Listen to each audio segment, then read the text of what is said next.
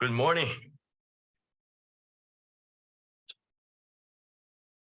Welcome. I'm going to be reading from a very quick introduction that I prepared for Dr. Simin Liu. I'm Eduardo Simões, Chair and Professor of the Department of Health Management and Informatics, University of Missouri School of Medicine. This seminar, lecture, Improving Cardiometabolic Health, Challenges and Opportunity, is part of a seminar series sponsored by the University of Missouri Health Informatics and Diabetes Research Core, or HIDR. HIDR is one of the 6 cores of the Washington University Center for Diabetes Translation Research, one of the 8 NIDDK-funded Centers for Diabetes Translation Research. We are on the 2nd year of our 5-year funding through the P30 mechanism. I am the co-PI and the CDTR application and director of HIDR. Other current direct members of HIDR are Dr. Mihail Popescu, Dr. Sue Boren, Dr. Min Sung Kim from HMI, Dr. Praveen Rao from EEC Engineering, and Dr. Richelle Koopman from Family and Community Medicine, and Dr. Mina Bisevich from Dermatology. Marshana Grishin offered administrative support to HIDR. HIDR offers a range of services that support and enhance diabetes translation research for center members, including research grant applications and manuscript preparation. I encourage you to learn more about HIDR and hopefully join as a member of the network. It is my distinct pleasure to introduce to this wonderful audience of the HIDR seminar series, my friend, Dr. Simin Liu. Dr. Liu is an official consultant of HIDR and has collaborated with me for the past 5 years in grants. We currently hold an R01 grant and are submitting another one. And we also had scientific manuscripts together. Dr. Liu is an American physician researcher with degrees in medicine from the University School of Medicine in 1991, epidemiology, doctorate in epidemiology and nutrition from Harvard in 1998, quantitative methods, an MPH from Harvard in 1998 also, and a Master's of Arts, honorary by Brown University. Dr. Liu is a professor of epidemiology at the School of Public Health, professor of medicine and endocrinology, and professor of surgery at the Albert School of Medicine, H. He also served as director of the Center for Global Cardiometabolic Health and holds an adjunct professorship at the Harvard T.H. Chan School of Public Health, the Chinese University of Hong Kong honorary, Guangdong General Hospital, Academy of Medical Science, and Fuai Hospital honorary, and Chinese Academy of Medical Sciences. Before joining Brown University, Dr. Liu was the founding director of UCLA Burroughs Wellcome Fund Inter-School Program in Metabolic Disease and the Center for Metabolic Disease Prevention, while serving as epidemiology, medicine, and OBGYN at UCLA. Before that, he served as instructor, assistant, associate professor of medicine at Harvard Medical School and the Brigham and Women's Hospital in Boston, and assistant and associate professor of epidemiology at Harvard. He holds leadership position internationally in the research of nutrition, genetics, epidemiology, and environmental and biological influences of complex diseases related to cardiometabolic health and diverse population. Dr. Liu is an elected fellow of the American Heart Association, American Society for Clinical Investigation, American Epidemiological Society, and a permanent member of Epidemic Intelligence Service and Alumni Association. He also served as member or chair on committee study section, advisory board for federal, international, and national agencies, including NIH, CDC, the Chinese CDC, the Canadian Institute of Health Research and Canadian Foundation for Innovation, the European Union, the British Medical Research Council, and the World Health Organization, providing consultation on issues related to pharmaceutical, nutrition, and global health. There is so much I could speak about his stellar contribution to science in the past 30 years, such as his nearly 400 peer-reviewed publications and over 100 proceedings, editorials, chapters, reviews, and more. and over $20 million in research grant as principal investigator. But the influence of his research can be summarized indirectly by one index, the H index for Dr. Liu, which is 145. J.E. Hirsch, who created the index in 2005, reckons that after 20 years of research, an H index of 20 is good, 40 is outstanding, 60 is truly exceptional. Literature shows that to be a successful scientist, you have to have high H index. For example, Nobel Prize winners in physics, usually 84% of them had index of at least 30. An H index of 45 or higher is needed for membership in the National Academy of Science. So I don't know where do I put you, Dr. Liu, but it's scary. Now it is my pleasure to give it to you, my esteemed colleague and friend, Dr. Simin Liu. Thank you for that very generous introduction. As the saying goes, I wish my mother's here. But really also thank you for the kind invitation. It's hard to believe so much had passed. Wasn't able to advance the slide for some reason. That's what I've been doing. But anyway, there's always technical glitches everywhere we go. Okay, it's not moving at all. But anyway, that's the presentation is not moving. Enough for us to have some fun time. Like perfect. So maybe you should use this. Left click. Use the mouse. I'm an Apple user, you can tell too. So this is somewhat a definition of whether or not you are a true scientist at some circle. But anyway, the way that I wanted to organize this seminar is into three parts. And I thought it would be helpful to first give a historical background and a little bit of the summary of what we are today in terms of in cardiometabolic health space.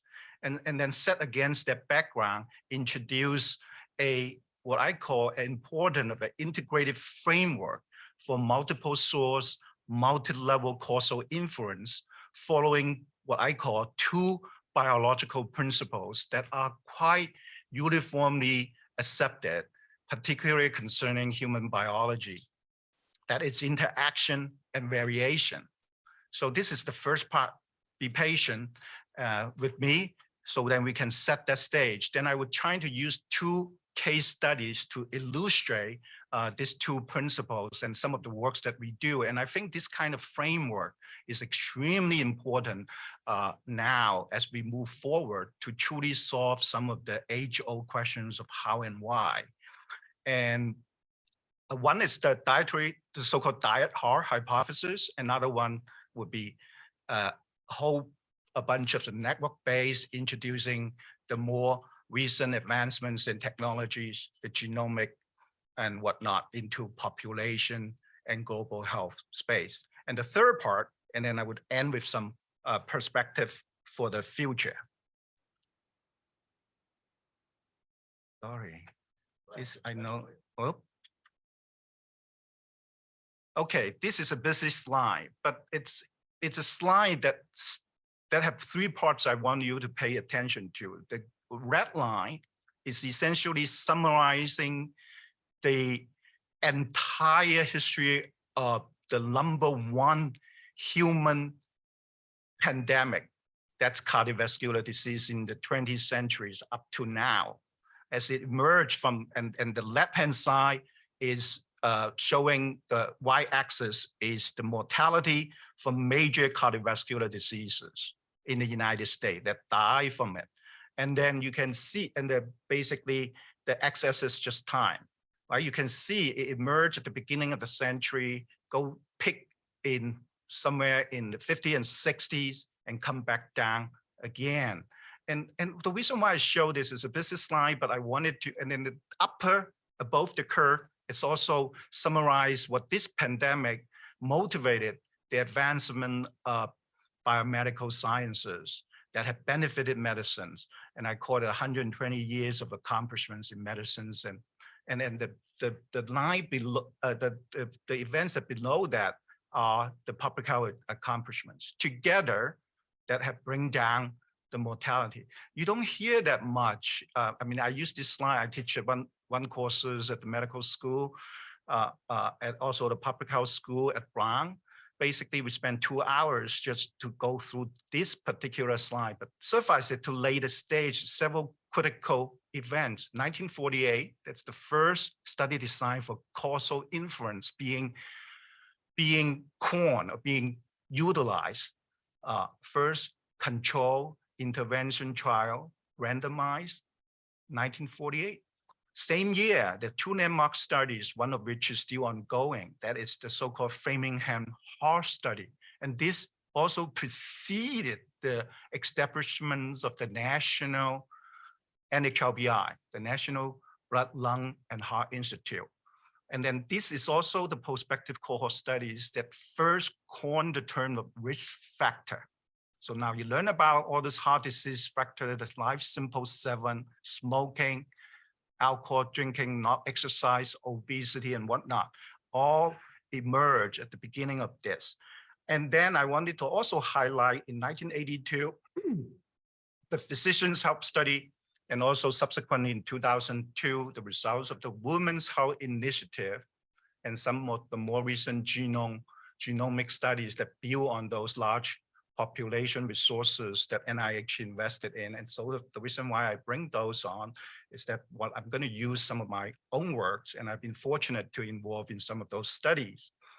Obviously, it won't do justice to show, to fit everybody's accomplishment in this single slide, but this is where we are today. You see that this curve, in fact, continue to go down in the United States, but we are in a very difficult situation. Actually, this is a figure that shows the diabetes among adults, only among adults globally and by region.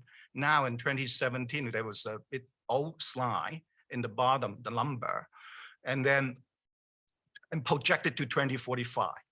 The ranking now, even though the United States is currently leading the pack, but when we project it to the future, the pandemic at the moment have 500 million people in the world with diabetes among adults, and half of them don't even know they have it.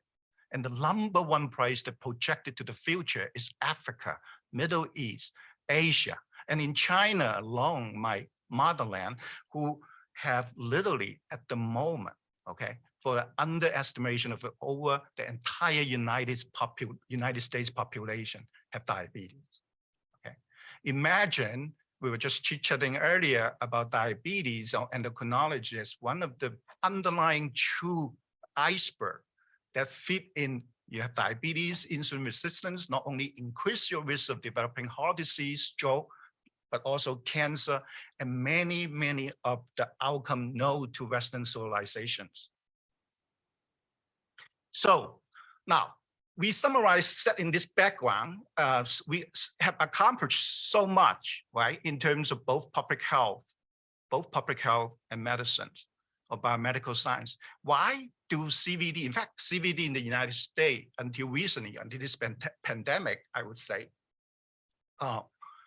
continue to decline mortality, thanks to the cardiologists that increase training of being a cardiologist, your fellowship or endocrinologist in medicine, continue to decline in a way of about 1% to 2% a year in the United States, okay?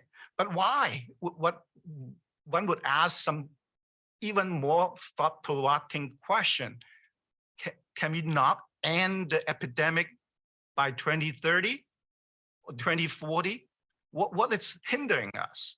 Why is this still the number one cause of death in humanity? So this is why in the United States, several years back, my very close colleague, Al Ford, who have since retired now, and I still remember those fun times, seem like yesterday, that Dr. Simone and I and Dr. Ford having so much fun setting up the division sponsor behavioral risk factor surveillance systems that now very popular around the world. It becoming the single biggest public health surveillance system in the world. It is the situation I mentioned about risk factor, AHA, the 7 risk factor, and number one, which is, of course, unhealthy diet. 78% of the general population in the United States could not give a damn what the authority tell them to eat. In other words, the dietary guideline from the American Heart Association, American Diabetes Association, or the USDA's dietary guideline, nobody pay any attention to it. Right? 78% don't pay attention to it. And we do know that diet is important. Now, why?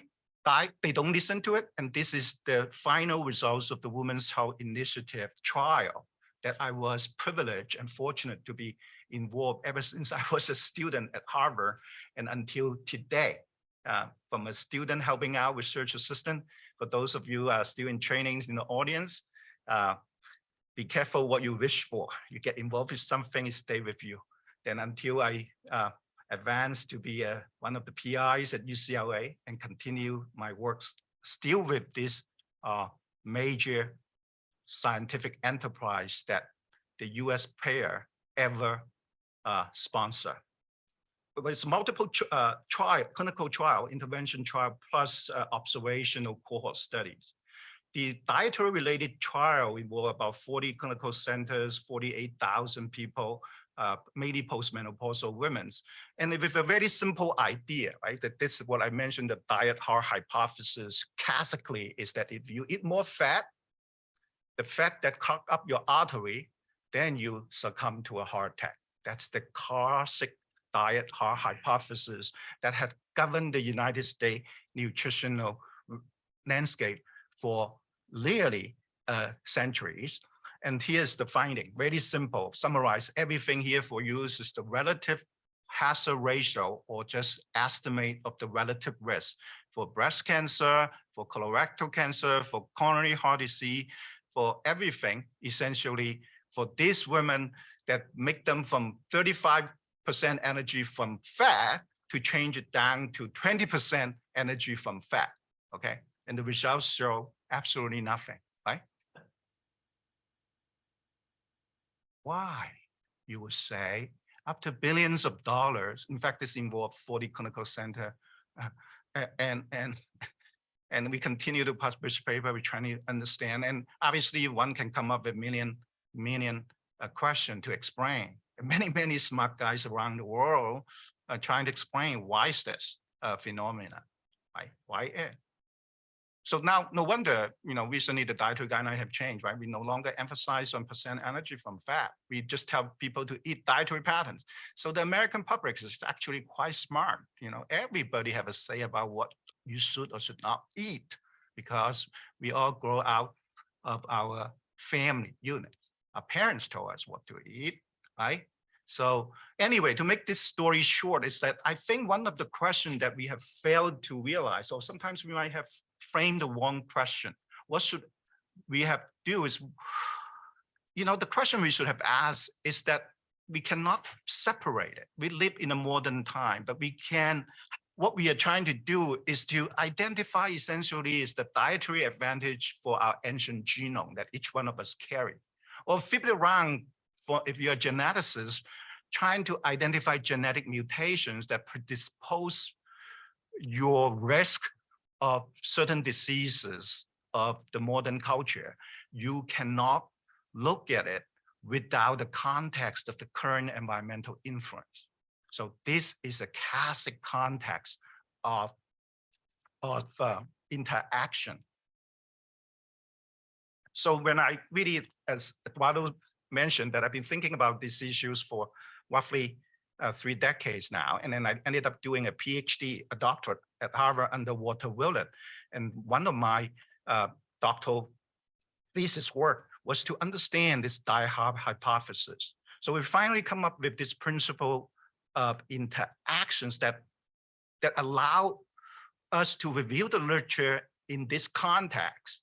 And in fact, pretty quickly, we identified plenty of empirical support indicating this kind of selective pressure that would lead to the genotype and phenotype of innate immunity and cytokine-related acute phase response and insulin resistance that are very, very important in affecting the current pandemic and dictate what we should eat. So in other words, every one of us should eat like a diabetic. That's what I just bought some of those meal replacement for my 87-year-old mother, because some of the empirical data is out there and our groups have contributed some. Obviously, we can all determine or define interaction differently. I've used the geneticists would define it as dominant recessive, statistician define it as multiplicative from addictive. There's any fancy terms of epistasis, epigenetic, or simply just stochastic. All which suggests that the problem with that is that we do not as yet know how to integrate or synthesize all this data from multiple sources and multiple levels, meaning in a more formal causal way of doing so. Now, on the right-hand side, you all know that this is all the dietary guideline committee from authority agencies of our colleagues that selected through a process for a democratic process to show who should or should not be considered as the best evidence. Very simple, right? That's how you learn in epidemiology 101 or medicine, preventive medicine, critical reading of medical literature 101, a editorial, case series, case control study, cohort study, randomized control trial, and the top of the hierarchy would be the systematic review or meta-analysis. And then, of course, after all of this evidence, then the committee chair would say that I just know. That's still in the human mind. That's how we think about things. But this, by the way, on the right-hand side, this pyramid is still in our typical standard teaching in medical school for evaluating human evidence of environment, be it environment or also genetic. But I submit that's a bad way to do things. It would never be, and that's what you need to, the study that show up, that have we not made any progress, one would ask, by looking at the final report concerning dietary fat and chronic diseases in Women's Health Initiative, right? My answer is no. In fact, we have learned a lot, we have accomplished a lot, and this is what I'm trying to convince you. However, we must adopt a new paradigm of thinking, a new paradigms of assessing causality that integrate and synthesize all sources of information. We must evaluate the totality, consistency, and quality of the evidence across all levels. And then they're trying to convince you, and this is what, in fact, this pyramid was actually in my doctoral thesis as a background, and I continue to sign it for the past 20-some years.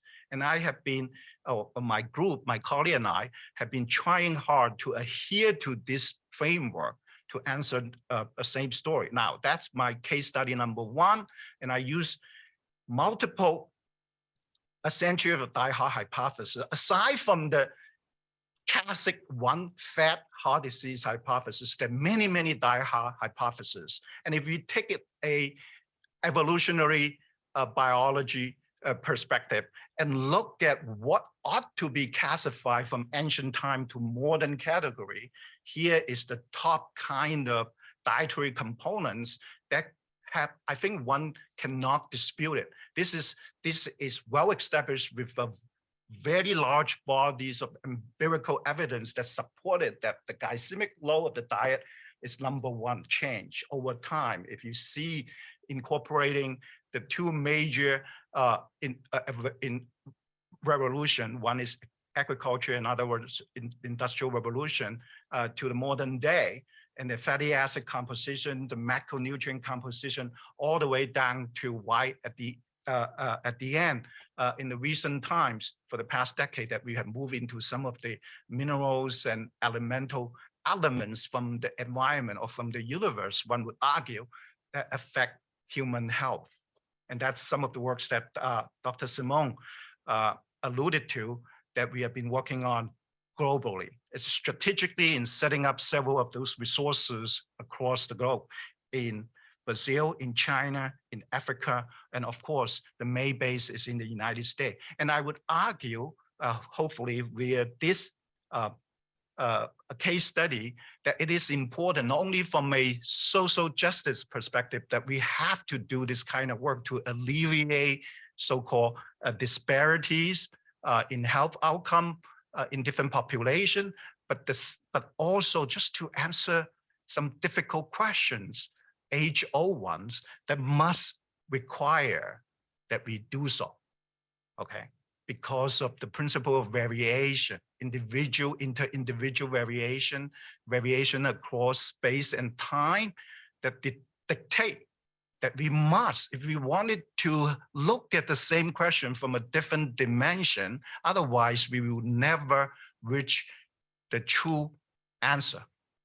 Okay, now take these simple things. This is actually taking, you can do this, every endocrinology, in fact, every PCPs know this. If you have, this is called the glucose tolerance test, basically, right? Consume any carbohydrate food or just pure glucose, then your blood sampling for 2 hours would look like this, okay? But here to the left-hand side is the curve for glucose. The right-hand side is insulin response. This is very consistent, even though there's individual variation, I always say. In fact, you can do this in mice. It will show this kind of picture. In fact, in this particular instance, we consume the same amount in quantity of dietary carbohydrate, same amount, okay? They show different scale. So in other words, we have been telling people to use complex carbohydrate to replace fat in lowering your sort of like bad biomarker, the cholesterol, the glucose in your blood. Is it possible? The same carbo, in fact, for management of diabetes patients, we oftentimes use the so-called carbohydrate counting replacement, and we know it won't work. But we have been telling the folks do that like that because we don't know this. We know the science, but we have not yet translated that science. We don't know how to translate it. What does it mean, right? Same quantity, but different quality. That different kind of structure, amino pattern, aminos is one very tightly packed together kind of starch. The other one is have more branch point of their carbon chains that allow the enzymatic attack by your intestine enzyme a lot easier than the other. Now, classic interaction between host and an environment, right? And then the physiological response would be different. Now, my question, and that's also part of my doctoral work, is at that point, I keep looking at, well, you know, in fact, before you start the Women's Health Initiative, we already know, in fact, there's about 12 study, large prospective cohort study. Then at the beginning of the Women's Health Study in 1994, have this kind of finding, showing that your replacement of carbohydrate to fat for fat has no effect. Why? Because that's a perfect collinearity using a statistician's words, right? If you make total energy constant in free living human in the United States, for example, nobody restrict their energy intake. Everyone consume more than they need, okay? So what you can do is the composition, it's the substitution, it's the replacement, while making the total energy intake constant, you are doing replacement effect, right? So my question is, how can we introduce this kind of information into our assessment? Well, this is exactly what we do. In fact, it turned out very well known now. It really is a true light in the field of nutrition is Professor David Jenkins' work, traced back all the way to 1981, that for the first time, he come up with an index to trying to capture this kind of situation, okay? Aside from what you can measure, for example, via chemical analysis of dietary composition. So suffice it to say that our work, then we propose, this is again, my doctoral thesis work. So we come up with, for the glycemic index, now it's very popular. Everybody know about glycemic index, but glycemic index is a relative measure without units because the true division trying to control inter-individual variation so that the index then can be used to ranking the food based on their ability to raise glucose. But to incorporate it into a human trial, human study, we must build something that is quantitatively useful. Like for example, carbohydrate counting. Everybody know 50 grams of carbohydrate mean, right? We advise a diabetic, you can replace this fat with this amount of carbohydrate for that amount of carbohydrate, or substitute this amount of carbohydrate for that amount of carbohydrate. But now we come up with a new concept. When we work out the mathematics, it's just a simple, we incorporate glycemic index into carbohydrate assessments, and then take into account the habitual frequency of serving of foods per day. And we all know that, in fact, there's again a large bodies of empirical research showing that in free living humans, that the most important to determine what they eat is actually the frequency, the kind of food that you like. Now that may be genetic. Some of us like certain food, and we keep eating them consistently, more frequently. So it turns out you work out this formula. It turns out that for the first time, we can no longer need to determine just simple and complex. We can standardize, regardless of the source of carbohydrate come from, by one common physiological response that is quantifiable. It's called here. This is, so then we immediately test this idea in a few samples. That those are all the studies done at Harvard. You can see this is the kind of intermediate biomarkers we find. Different contrasts of highest glycemic low versus lowest glycemic low. Lower your HDL, increase your fasting triglyceride. And also for the first time then to demonstrate that it actually affects the pro-inflammatory process of the body. At the time, we use a high sensitivity C-reactive protein. Now, this is the work that's done early. Now people develop many index to capture the dietary inflammatory processes. So it's fair to say that we are the first who did those works to establish that in fact, diet can actually cause inflammation because of the effects, and I would explain a bit later, on the endothelial function. The endothelial cells' way to process glucose is different from some other cell types. And as a result, set open a cascade of activity that increase risk of inflammation, insulin resistance, and ultimately here, it's based on the Nurses' Health Study data showing, not surprisingly, an interaction again between dietary glycemic load and obesity and overweight that together add upon to increase and double one's 10 years risk of developing heart disease. So this is published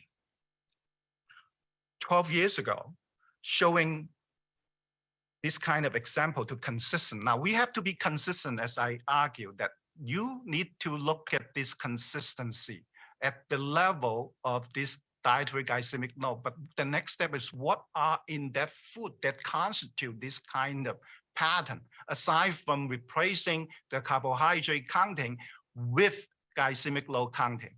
Then further go down, what are the nutrients that come from those foods? Then you measure them, and then I'm going to use examples of magnesium as from many of the plant-based kind of diet, like whole grain, nut intakes and whatnot. And then use biomarker. Now, keep in mind, biomarker I use it is somewhat different. Of course, there's multiple ways of use biomarkers, but biomarker is a marker for interaction. And then with the technology, we can now do this genomic assessment and assay, then integrate them together to see in each of those levels whether or not this is consistent. Okay, and that's exactly what we do in the past 2 decades. And now again, with the interest of time, I cannot fit my apologies to my colleagues. Many people contribute to this domain of research. And suffices to say that we never stop in terms of for the past 20 years to continue to push this level. And then everything we look at in multiple different population, suffice it to say, like all across this new hierarchy or integrated paradigm that we find this kind of consistency. If you wanted to say replication, And this is the kind of replication we need, not another study necessary in another population, as if human just with different variation would guarantee you to find the same finding, but replicated in this and guided with synthesis by this kind of integrated multi-level, multi-source framework for causality. And then ultimately for the past 15 years or so, we have, every year we update the authoritative textbooks of up to date. This is joint work with Dr. Willett at Harvard. So now, just to summarize case number one for this case study number one.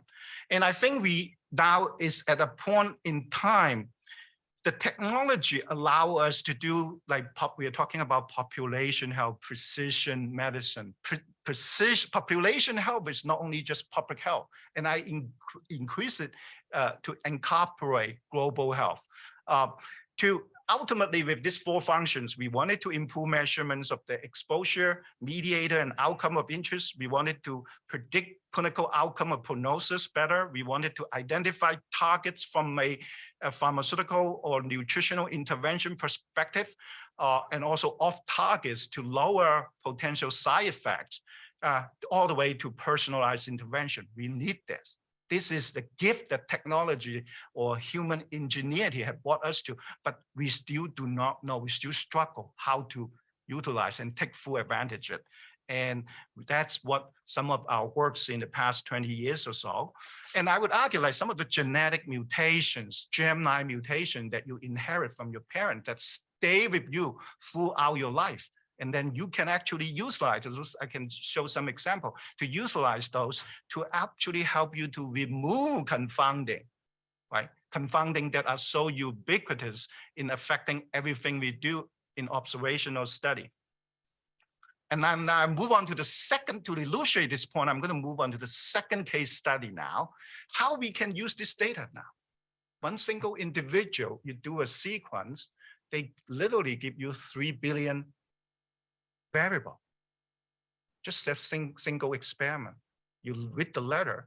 Now, there's a major initiative called the TopMed initiative, which is funded by the NHLBI, which I have been fortunate to be part of as well because of the Women's Health Initiative.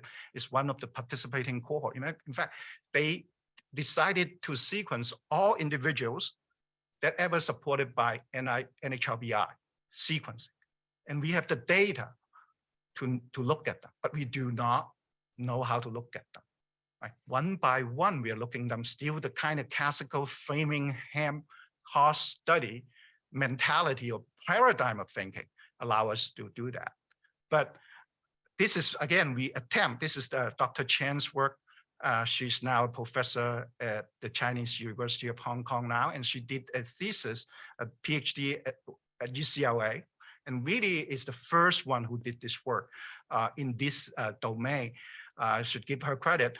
But basically, the way we were approaching this is working with system biologists. In fact, a lot of them are actually studying mice genetics to look at all these phenotypes related to cardiometabolic disease, all 13 of them here, as interrelated phenotype that yet to find answer. We know that heart disease and diabetes related. We know that once you have insulin resistance, right, this is the general physiology that we have learned. But somehow when you transition in translational medicine, particularly to population and precision medicine, we somehow forget they are interrelated. How do we sort of harmonize them and synchronize them together and see if they can generate more insight? Is that essentially what she was able to accomplish? Another simple, like this is just like, that's more complicated level. Back down to the simplest level is basically this. Huge individual variation by age, by sex, just so simple. In fact, this is done in control experiments in mice. We actually at UCLA working with Jay Lucis and Tom Jay from the labs that pull out all different genetic species with identical genetic species in the same mice, except or the same mice except with different sex. Their response to diet are completely different. Right? So anyway, just a little bit of formula. I promise, although there will be no gel pictures, even though I still run the wet lab for about 20 years now. For this talk, it's human. Many things it's human, although some of those works I did present it an animal figure. And this is also a formula that I promised that the formula, the mathematics is actually, it's there. I would argue it's there. That's not being utilized, particularly the mathematics concerning topology have not been utilized by the health scientists. Particularly, we are visualizing things more. What I'm showing here is still the basic, but basically this is suffice it to serve, us until now. This is basic stuff, right? But still good. One logistic regression, that's how you do it. Now I'm just use the major simple arguments of like pasta. People like to, last night, we have pasta. So I thought, if suppose you want to eat pasta, but pasta also contribute aside from multiple nutrients, whatnot they can get, also contribute to energy, right? As a result, you have to get rid of that energy somehow through regression and took that residual and think that residual then are independent of energy intake or independent in a statistical sense. But in true biology, that's not possible. That's not possible. But statistically, you can translate in this simple model in this form. Same thing with genetic. One by one, I mentioned 3 billion variable. That's essentially some of the genetic statisticians looking now. Each single slip, you identify that simple logistic regression. One by one, you add them up, right? How do you add them up and come up with some sort of a score? You want another logistic regression almost. But the top one, some people can use the proportional semi-parametric Cox model as well. And then you can weigh them based on the effect side. Okay, in the interest of time, I won't go through that much detail, but suffice it to say that's how we do things for some of the works. And then a little bit, I try to simplify it even more to make it more biologically interpretable or relevant. As I mentioned about some of those statistical models, they are not, they say statistically independent, but not necessarily or statistically interactive. That doesn't necessarily mean that biologically interactive. So this is the way to try to reparameterize the model term so that it can be interpreted biologically. And this is one of the PhD work with Mona Huang at Brown, and she did it perfectly to convert multiple variables in. Now here simplified it in one single variable, when the way that it can come out, it can be interpreted. My clock, we still have a lot more time. But anyway, so this is the finding. Again, showing very quickly. But 10 minutes can talk a lot already, don't worry. I have plenty of time just to show you, this is the finding. We find multiple interactive critical node. This is the things that we scan based on the so-called methylation scan of the population according to the dietary score, quality score that used by the USDA, and then basically rank them, pick the two extreme quality comparison and show the differences in affecting essentially gene expression changes. So with some of the whole genome wide, okay. And that this is KD Chan's work, identify key regulators of top pathways shared by cardiovascular disease and type 2 diabetes. Now, some of those key metabolic mediator could then be targets for intervention. And then we are not only doing this in one single cohort, and people say replication. We do it in the Jackson Heart Study, the Women's Health Initiative, as well as the Framingham Heart Study. You can see multiple of this kind of classic functional biochemical pathways are indeed shared. So now you think about the so-called, like you give drug to people who have side effects, of course, right? Because they are all interrelated. So you have, but how you can do a lot of this basically through computer modeling and simple simulation way before you embark on an intervention trial. And go back, I would say that this is not supposed to make things more complicated, but it actually make things easier. Now, simple genomic scan. This is also from the Women's Health Initiative. We pick out the Hispanic population, all the women who participated in the Women's Health Initiative, and scan them genome-wide scan. And you identify progesterone, the most important relative risk.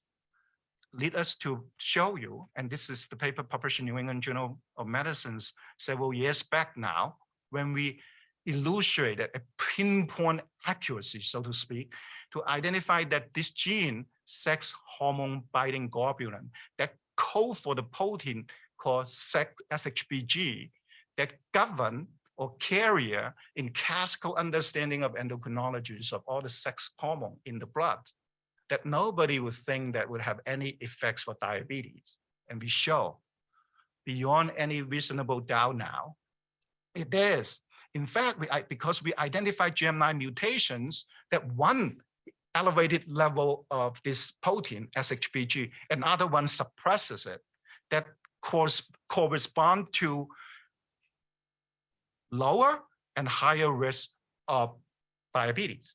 In other words, you have two levels of evidence now, integrate them using the Mendelian randomization. In the interest of time, I cannot talk about the details, to show that they are indeed causally responsible. And we did it not only in one cohort, but also two cohorts. In fact, 6 years later, in another cohort, we just wanted to show the point. This is consistent. Right? And you know, in population science, that you will always have confounding measurement errors. The only thing that you see from the observational study is inconsistency. And we show them wrong. It's actually be consistent. We do it in the Black population, Hispanic, and also Asian. Consistent discovery. This is population health, global health, looking at multiple diverse population. Inform basic science. In fact, in other words, translation is not just one way from basic science back translated to precision medicine to the clinic, right? That's you heard a lot. But in fact, you can go the other way too, okay? And just to show that it should be seamless, okay? This kind of system approach doesn't necessarily mean that we should get rid of the classical reductionist thinking that have actually revolutionized the scientific landscape the past centuries. And I think we should continue that, except we can build in this. Well, how we build in that? In fact, this is in the Women's Health Initiative. We use this kind of two-stage intermediate modeling, what we call is to control confounding at two levels that based on the genomic data, the GM9 mutation we didn't show here. And this is the paper published Feature in Diabetology as the feature study several years back. This is looking at multiple intermediate markers that are systematically measurable: leptin receptor, sex hormone SHBG, chronic inflammation, endothelial dysfunction, cellular aging, where we can measure telomere length, blood pressure, then correlate it with some of the classically established standard textbook materials of insulin resistance. And then ultimately, this is the kind of causal model that can guide. Now, in fact, artificial intelligence, some of those works are out there, the so-called DAC direct acyclic graph. And then model that guide our modeling to understand which pathways can contribute more. In fact, we can do more to actually establish, this is the data to do, if we identify the right resources. This is the family cohort study that we did several years back, because in the 1950s and 60s, the entire country gone through famine. And then we build a family cohort that follow those folks, and you find out some of the genetic as well as phenotypic features can be passed on, not only in one generation. We know the Barker hypothesis. Most of you probably know that, if you are in the intrauterine environment, the maternal environment that have some sort of an insult that would predispose you or increase or lower your risk of developing cardiometabolic disease later in life, right? Whether or not those can pass on the next generation, in particular in human, is still a mystery. Now we show in this paper for the first time that's the case. And I can skip this one now. Basically, it's another study that since our work have replicated from another population in China that David Jenkin actually did a very nice editorial to show that, in fact, this kind of phenomenon can be reproduced in animal already, but in human, you have this kind of natural experiment to allow you to see the consistency of this data.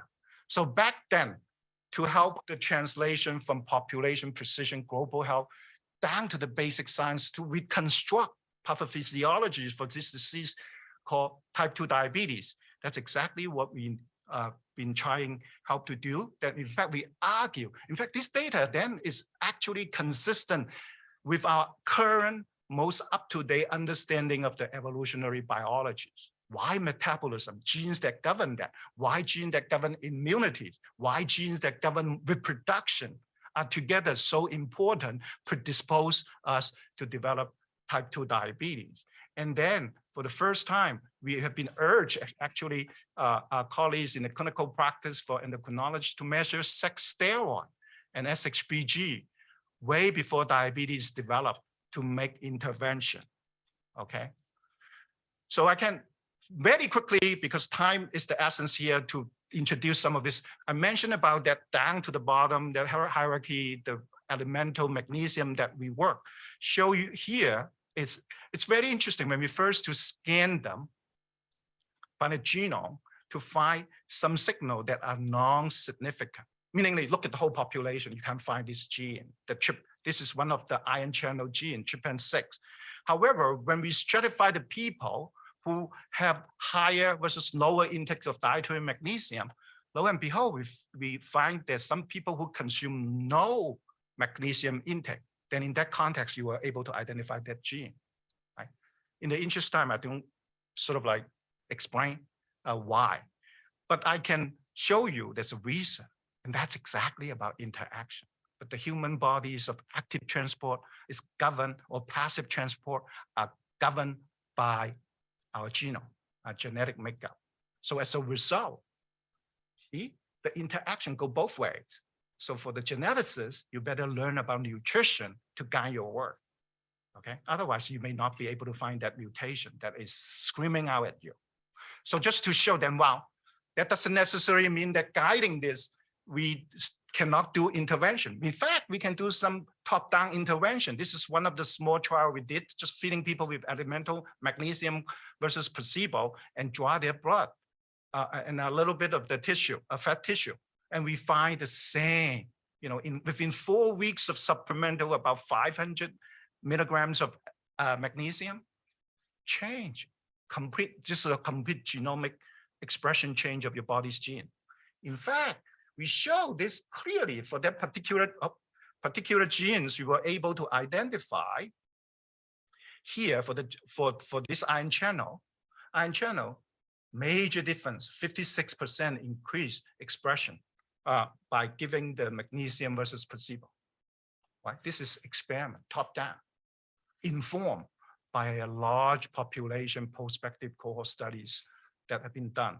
So that, okay, I'm almost closing, okay? This is why exciting that Dr. Simon mentioned earlier that he and I have been collaborating for the past 5 years on this. This is what we wanted to do, like go all the way to the, magnesium is an element, right? It's a metal, what you can consider. In fact, in our elemental table, you go back to your chemistry or physics works in high school, they learn 118 of them, right? Have anybody actually have looked at them? No. We thought, no, nobody had looked at them there, except that people look at them. They only focus on, because we don't talk to each other, right? The nutritionists study nutrition, environmentalists study environment. They study heavy metal, right? We all learn about lead, you know, arsenic. There's a couple others, right? But then epidemiology is just focused on the outcome, other data scientists. But what we first time with our colleague, Paulo Toffo in Brazil, Now, I will explain to you why we did Brazil, because we're smart guys in Brazil, definitely. Aside from Dr. Simmons, the reason, boy, I can talk about this for hours, right? But don't get me started. But suffice it to say that the reason why we're trying to do this, that I'm not an environment. It's hard to not wear the environmental hats now. So now I am an environmental epidemiologist. Just started about 10 years ago. So some of this works, heavy metal has been done. Well, in fact, the physicists measure them, right? Element with atomic density greater than 6 grams per centimeter. This three dimension. Something that should keep in mind, they're non-degradable biomagnification. Eating food as omnivores would get them. Once you get them, it stay with you forever until you do some sort of a chelation. Well, we know chelation therapy. Otherwise, we are not 118 from the periodic table, that kind of element. This is the element that identified in the universe. Some of us is older than, some of those are older than us. So we were yesterday was debating about age, whether or not age is actually, meaning our chronological age is a good marker for physiological aging. And what does age mean? In fact, physicists don't even know how to define time. We still do not know how to define time. I can guarantee you some of those, if you talk to an astrophysicist, they can tell you which one is the oldest in the universe. That is actually in many electrons at the subatomic level that we all have. Maybe those are important, but suffice it to say that we need to do this kind of research. The way that we convince the NIH to fund us to do this research is pollution. It's pollution, right? But as a scientist in my head is that, when Dr. Simone and I, we talk, man, it not only just this, it's scientifically, nobody have looked at them like that. Why wouldn't we look at them en masse now, right? We have to justify that, at least for the kind of element that can be measured in our body, ought to be measured. So lo and behold, that's what we did in the past few years. So this is some of the argument that we use to fund the study. There are multiple studies that have been set up. We want to make sure we cover the entire exposure, like the dose response kind of argument. In the United States, ultimately, we are the one that actually, we used to be bad, but now we are the least polluted environment in comparison to some of the middle income countries of fast developing economies like Brazil and China, or in Africa. We make sure we capture the entire gradient. That's what we do. We find this cohort in China. It's an occupational cohort. This cohort in Brazil that we set up with the help of our colleagues and actually supported by NIH now. And this is the study with my good friend, Dr. Owusu in Ghana. We actually in Africa to let us this study. Now, some of the data that started to come out, very basic cross-sectional, not the prospective kind of works that get people excited now. I just show very quickly, this is some of the studies started to come out, including after this study is most exciting. They look at the enhance, again, enhance cross-sectionally, and it turned out to be a correlation. Again, cross-sectionally, we all know the problems, confounding, right? People with kidney disease, people with diabetes, their kidney function started to lose. They come up with the idea of so-called reverse causation, right? That's the reason why you need to get prospective cohort, and that's exactly what Dr. alluded to earlier that we are trying to do. We are at the beginning to do this kind of works now. In fact, this is a smart doctors students who basically use the enhanced study. Again, this is at a population level, not at a human level, that published recently. And he's also now a professor back to Hong Kong, who worked with us for 5 years and now a professor himself.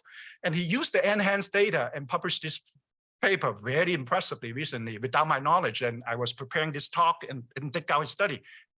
And what that was that, well, I said, in fact, in the United States, if you look at some of the heavy metals using the enhanced, they can actually predate it and or come parallel with the cardiovascular disease mortality, okay, for the past 2 decades or so. very ingenious work. But again, we have to evaluate this and validate it. And this is, I would end it pretty much with this. So the ultimate goal is to get the whole world's data, population at the elemental level, okay? Not necessarily bad for you, all this metal. Why? Mineral are good, right?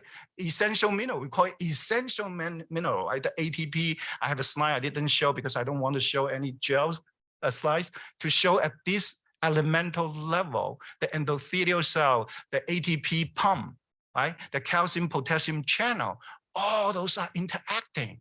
And we do not know in our storage, in our body, those elements, how do they interact? So for the first time, we want to have data in the United States. We want to have data in Brazil. We want data in China. We want to also have data in Africa.